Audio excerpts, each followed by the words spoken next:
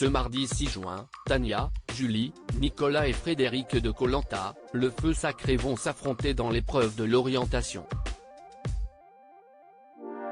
Avant d'y participer, les finalistes sont mis au courant d'un certain nombre de règles à respecter. Peut-être moins emblématique que l'épreuve des poteaux, la course d'orientation de Koh Lanta est pourtant le plus difficile des challenges que les aventuriers doivent affronter. Chaque année, les finalistes du jeu de TF1 animé par Denis Brognard courent dans la forêt durant des heures sous une chaleur étouffante pour mettre la main sur un poignard leur permettant de décrocher un ticket pour leur dernier jour de survie.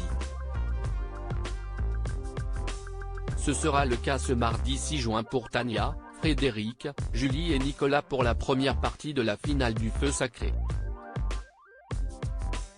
Afin que tous soient sur un pied d'égalité, la zone de recherche n'a jamais été foulée par l'un d'entre eux. Si un aventurier était déjà venu dans la zone, il aurait potentiellement un avantage par rapport aux autres. Il aurait eu une facilité par rapport aux autres pour se repérer, explique le producteur Julien Magne à Télé Loisirs. Les candidats de Koh Lanta peuvent-ils déplacer la balise lors de l'épreuve de l'orientation? Avant le top départ donné par l'animateur, les candidats sont mis au courant des règles à respecter. La première, ils ne peuvent pas déplacer les balises donnant des indications sur l'emplacement du poignard. Ils ont également l'interdiction de grimper dans des arbres ou de se rendre dans des zones dangereuses, prévenait Julien Magne auprès de nos confrères de Télévision Mag. Et pour cause, tous les objets à trouver, cachés le matin même de l'épreuve par le chef constructeur des jeux, se trouvent à 2 mètres de hauteur maximum. Par ailleurs, il est impossible pour les concurrents de semer leurs caméramans. Ils ont l'obligation de rester au contact des caméramans qui les suivent. Ce sont des techniciens aguerris et sportifs capables de rester en contact permanent avec les aventuriers sur la durée de l'épreuve qui est toujours assez longue.